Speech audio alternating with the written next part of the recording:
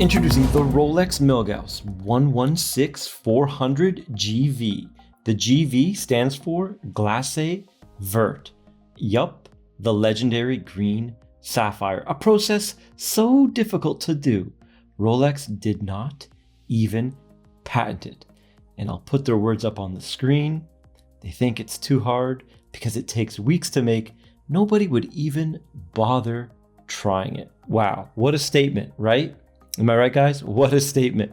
The company has chutzpah with this eccentric piece. Look at that green sapphire. Beautiful green edges. And when I was doing the macros, I noticed it doesn't have the etched Rolex crown on the sapphire. We have something special here, a conversation piece geared towards, I would say, more enthusiasts than, let's say, the Submariner. You're more likely to see a Submariner on a non-watch enthusiast wrist, but a Milgauss?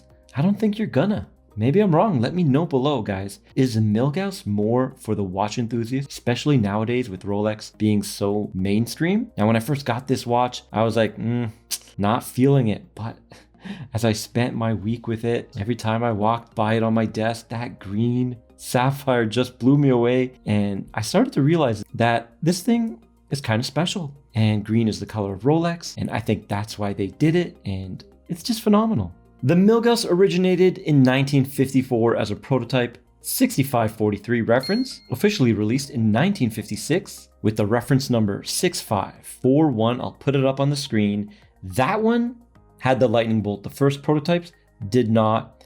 And then 1988, as time passed by, Rolex took away that lightning bolt. The watch was discontinued in 88, 19 years later, revived in 2007 with the lightning bolt back. I was thinking, you know what? I want to see this without a lightning bolt. And then I started seeing the vintage ones, like the 1988 one without it. And then I realized, you know what? It needs it. I think it was a good move by Rolex to bring it back. Are you guys fans of the lightning bolt secondhand? Or do you think it's maybe cheesy, maybe tacky? I don't know. Let me know down below for sure. It definitely grew on me and won me over. Now let's check out the measurements. I got 40.1 in diameter. This one is a little bit thick at 13.2. We have a 7mm crown, screw down crown, twin lock, 100 meters of water resistance. This is a Rolex sports watch. You wouldn't be able to tell because it's completely high polished. But you know what? Rolex has done that recently with the new Explorer. That's a tool watch, and now it's a two-tone. So we should not be surprised. And a lug-to-lug of 49.1. Wow, that's the killer measurement on this watch. The end links don't protrude like they typically do on the Oyster though. Usually stick out. So this has an elongated case.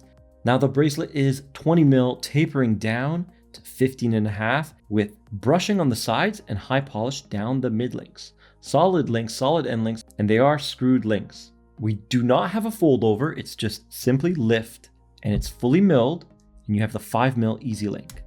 Okay, and then 3 micro adjusts inside. Rolex bracelets are a thing of beauty. They just feel high quality, smooth, buttery, well made. Something you definitely want on your wrist. Now the dial in hands, this dial looks green to me, but it's the black dial version.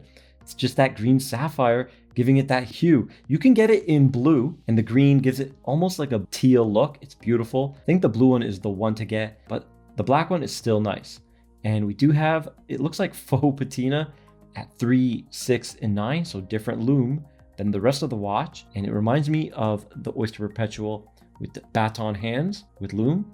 We have the rehaut all the way around, and the dial is matte, not that typical glossy Submariner black, which I think adds to the tool watch nature of the Milgauss with the 1000 gauss magnetic resistance. However, it's completely high polished, so it's just, that's what Rolex does, okay? They make sports watches, tool watches, but they make them dressy. But I think I wouldn't mind a fully brushed Milgauss. A pure tool Milgauss. Just my thoughts. Here it is on my 6.5-inch wrist. What is the verdict? Yeah, you know what? It looks not bad, but the thickness, I'm not used to this kind of a thickness on a Rolex. And that is because when you open the case back, it has an extra case back like a shield, the letter B on it, which means, I'll show a picture of it, it's the density of the magnetism. So it's almost like a Faraday cage protecting the movement in the escapement. And that's why we get a thicker watch. Sized up for my 6.5-inch wrist, so a couple links removed. 153 grams. Okay, we're gonna check it out on the time grapher. Caliber 3131 with 31 joules. Easy to remember. 48 hours, 28.8 VPH parachrome hairspring, and it is, of course, a superlative chronometer. So it's gonna do ±2 in every position. Look at that. 4th and final round +2. Okay, now we're gonna do 12 down to get positional variance, how it's gonna react on your wrist. Let's see, we did get a drop in amplitude. We were around 270, now 247. Beat error 0.0, so very nice. +3, +4, +5. Ooh, this one is a bit off. And the 4th and final round +5. Okay, so this one is actually the worst Rolex we've had on the channel. All the others have met the +2, -2 benchmark.